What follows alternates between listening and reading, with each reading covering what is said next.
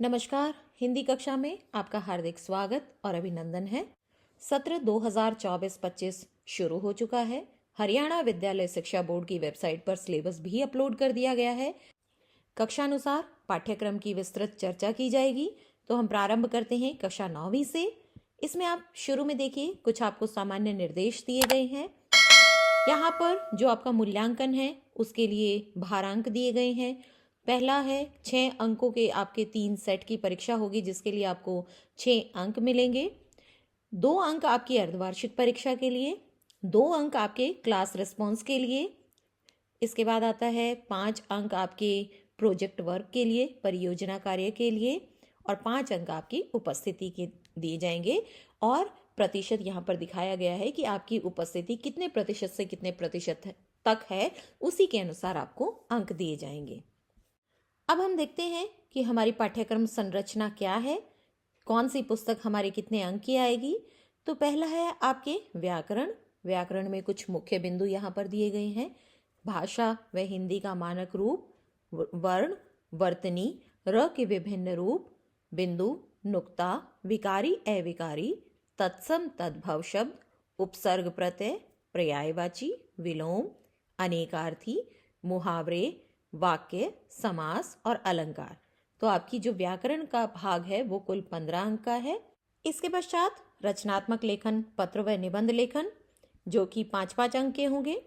आपकी मुख्य पुस्तक क्षितिज 40 अंकों की है, जिसमें से आपके विभाजन किया गया है 20 अंक आपके काव्य खंड के लिए और 20 अंक आपके गद्य खंड के लिए।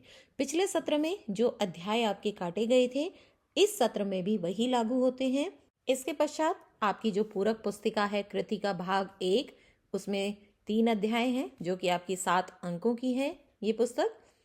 इसके पश्चात एक और बहुत अच्छी बात देखिए बच्चों कि आपकी जो नैतिक शिक्षा की पुस्तक नई लगी है वो आदर्श जीवन मूल्य मध्यमा के नाम से है, और उसमें से हमारे कुल पाठ्यक्रम का 10% अर्थात 8 अंक के प्रश्न पूछे जाएंगे। लेकिन इसमें एक पाठ्यक्रम संरचना में एक बहुत अच्छी बात यह है कि आपके कुल पुस्तक में कुल 18 अध्याय हैं, जिसमें से 9 अध्याय आपकी 9वीं कक्षा के लिए हैं और बाकी के 9 अध्याय आपकी 10वीं कक्षा के लिए हैं। तो यहाँ पर ये 8 अध्याय आपके दिए गए हैं नैतिक शिक्षा के लिए। अब हम देखते हैं मासिक पाठ्यक्रम शिक्षण योजना। माह के अनुसार पाठ्यक्रम विभाजन देखिए कि किस पुस्तक से किस प्रकार की विषय वस्तु ली गई है।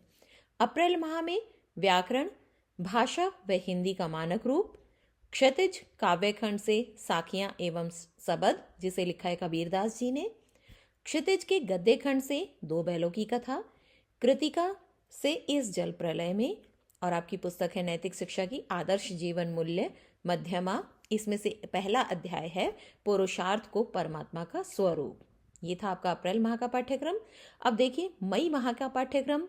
व्याकरण, वर्ण, वर्तनी, र के विभिन्न रूप, बिंदु, अर्धचंद्राकर, नुक्ता, क्षितिज काव्य खंड से वाक, क्षितिज के गद्य खंड से लासा की ओर, कृतिका पुस्तक से मेरे संग की औरतें, और आपकी नैतिक शिक्षा से आर्जवम। जून में ग्रीष्मावकाश है आपका, लेकिन आपको इसके लिए प्रोजेक्ट कार्य करना दिया जाएगा कि प्रोजेक्ट कार्य जिसमें आपके 5 अंक लगते हैं।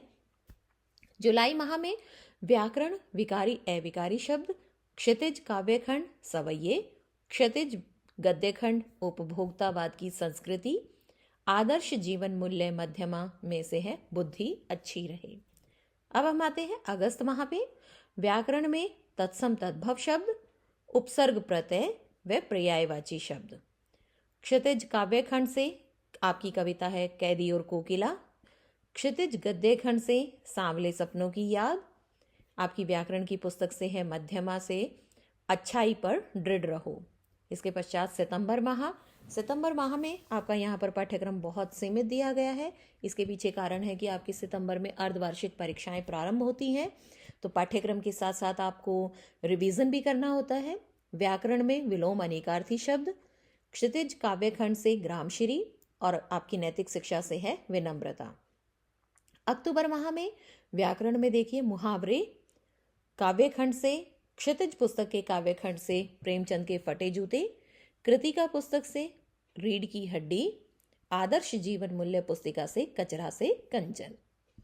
नवंबर माह में व्याकरण में वाक्य, क्षितिज गद्य खंड से मेघ आए, नहीं माफ कीजिएगा, यहाँ पर थोड़ी प्रिंटिंग मिस्टेक है। क्षितिज गद्य खंड नहीं, क्षितिज काव्य खंड से सर्वेश्वर दयाल सक्सेना जी की कविता है मेघ आए। आदर्श जीवन मूल्य मध्यमा में पाठ है छत्रपति शिवाजी महाराज। दिसंबर माह में व्याकरण में समास, पत्र लेखन। इसके पश्चात है क्षितिज काव्य खंड, यहाँ पर ये भी प्रिंटिंग मिस्टेक है, यहाँ पर काव्य खंड नहीं गद्य खंड होना चाहिए था। मेरे बचपन के दिन, जिसे लिखा है महादेवी वर्मा जी ने। आदर्श जीवन मूल्य मध्यमा में बोध कथाएं। जनवरी माह में व्याकरण में अलंकार, निबंध लेखन। क्षितिज के गद्य खंड से दोहराई या काव्य खंड से, दोनों ही अध्याय में जितना भी समय हमारे पास बचता है दोहराई या फिर कक्षा जांच के लिए लिया जा सकता है। और नैतिक शिक्षा से है माता का आदर्श। फरवरी माह में आपकी परीक्षाएं भी हो सकती हैं, आपका रिवीजन भी हो सकता है, पाठ्यक्रम के आपके क्लास टेस्ट हो सकते हैं, इसीलिए फरवरी माह में कोई पाठ्यक्रम नहीं दिया गया है। अब देखिए प्रश्न पत्र प्रारूप की निबंधात्मक प्रश्न आपके आएंगे 3 जो कि 5-5 अंक के होंगे। लघु उत्तरात्मक प्रश्न आएंगे 4 जो कि 3-3 अंक के होंगे, कुल 12 अंक के। अति लघु उत्तरात्मक प्रश्न है आपके 12 प्रश्न हैं जो कि 2-2 अंक के होंगे। और वस्तुनिष्ठ प्रश्न है आपके 29 जो कि 1-1 अंक के होंगे। यहाँ पर अब हम देखते हैं कि कौन सा प्रश्न कितने अंक आएगा और कौन सी पुस्तक से लिया जाएगा। प्रश्न पत्र प्रारूप का प्रश्नानुसार वर्णन देखिए। पहला है व्याकरण। व्याकरण में आपको दोनों ही प्रकार के प्रश्न दिए जाएंगे, एमसीक्यूज अर्थात बहुविकल्पीय प्रश्न भी दिए जाएंगे और 2-2 अंक के भी आपके प्रश्न दिए जाएंगे। तो आपके यहाँ पर देखिए 1-1 अंक के 7 एमसीक्यूज दिए गए हैं और 2-2 अंक के आपके 4 प्रश्न, जिसमें आपसे कुछ भी पूछा जा सकता है। उदाहरण स्वरूप किसी भी समास या अलंकार की परिभाषा पूछी जा सकती है, या फिर आपसे तत्सम तद्भव विकारी अविकारी की परिभाषाएं पूछी जा सकती है। मतलब सारांश में ये है कि जितने भी आपके टॉपिक्स दिए हुए हैं, जितने भी उप विषय दिए हुए हैं, उनमें से आपसे किसी भी प्रश्न में बहुविकल्पीय पूछा जा सकता है और किसी भी प्रश्न में आपसे परिभाषाएं या विस्तार से पूछी जा सकती हैं, जो कि 2-2 अंक के 4 प्रश्न होंगे। इसके पश्चात आते हैं हम निबंध व पत्र लेखन, जो कि 5-5 अंक के होंगे, 2 प्रश्न हैं। पत्र लेखन में आपको 2 विकल्प मिलेंगे, एक औपचारिक पत्र और एक अनौपचारिक पत्र। और निबंध में आपको 5 उपविषय दिए जाएंगे, जिसमें से आपको किसी भी एक पर लिखना है। इसके पश्चात हम देखते हैं क्षितिज काव्य खंड, जो कि 20 अंक का है। उसमें किस प्रकार के प्रश्न आएंगे आप ये देखिए, इसमें 6 बहुविकल्पीय प्रश्न हैं, मतलब एमसीक्यूज आएंगे। इसके पश्चात काव्यांश पर आधारित अर्थ ग्रहण संबंधी प्रश्न। आपके पाठ्यक्रम में निहित जितनी भी कविताएं हैं, उन कविताओं में से किसी भी कविता में कुछ पंक्तियां ले ली जाएंगी और उस पर आधारित आपको प्रश्न दिए जाएंगे, जो कि 1-1 अंक के 5 प्रश्न होंगे। इसके पश्चात आता है भाव सौंदर्य या काव्य सौंदर्य संबंधी प्रश्न, जो कि 3 अंक का है। तो इसका अंक विभाजन इसी प्रकार से होगा कि 1.5 अंक आपके होंगे उसका मीनिंग बताने के लिए और 1.5 अंक होंगे आपके उसके काव्य सौंदर्य के लिए। इसके पश्चात आपके कविताओं में जितनी भी आपकी कविताएं हैं, उनसे संबंधित प्रश्न पूछे जाएंगे, जो कि आपके 3-3 अंक के 2 प्रश्न होंगे। अब हम आते हैं क्षितिज गद्य खंड पर, जो कि 20 अंक का है। इसी प्रकार से डिवीजन किया गया है। 6 अंक के आपके काव्य खंड से बहुविकल्पीय प्रश्न आएंगे और 6 प्रश्न ही आपके एमसीक्यूज गद्य खंड से आएंगे। गद्यांश पर आधारित अर्थ ग्रहण संबंधी प्रश्न वही प्रारूप है कि आपको आपके जितने भी पाठ दिए हुए हैं, उनमें से किसी भी पाठ की कुछ पंक्तियां उठा ली जाएंगी और उन गद्यांश पर आधारित ही आपसे प्रश्नोत्तर पूछे जाएंगे। लेकिन मैं आपको यहाँ पर एक सुझाव देना चाहूंगी कि यहाँ पर कविताओं के नाम, कवि के नाम, पाठों के नाम और लेखक या लेखिका का नाम अवश्य याद कर लीजिएगा, क्योंकि ये 2 प्रश्न आपकी परीक्षा में आते ही आते हैं। इसके पश्चात लेखक का साहित्यिक परिचय। आपके पाठ्यक्रम में जितने भी लेखक हैं, उनमें से 5 अंक का एक प्रश्न पूछा जाएगा। आपको कोई भी 2 लेखक दिए जाएंगे, जिसमें से आपको एक का साहित्यिक परिचय देना है। रचनात्मक या जीवन मूल्य संबंधी प्रश्न, आप इसे साधारण से शब्दों में ये समझ सकते हैं कि आपकी पाठ्य पुस्तक के पीछे जितने भी प्रश्न दिए गए हैं या पाठों के बीच में से भी दिए जा सकते हैं। आवश्यक नहीं है कि पाठ्यक्रम के पीछे ही प्रश्न हो।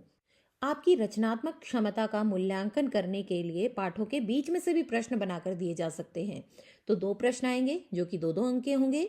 इसके पश्चात कृतिका पुस्तक है आपकी, जो कि 7 अंक की है, जिसमें एक प्रश्न होगा 3 अंक का और 2 प्रश्न होंगे 2-2 अंक के। इसके पश्चात आदर्श जीवन मूल्य मध्यमा पुस्तक से, जो कि आपकी 8 अंक की है, 2-2 अंक के 4 प्रश्न पूछे जाएंगे।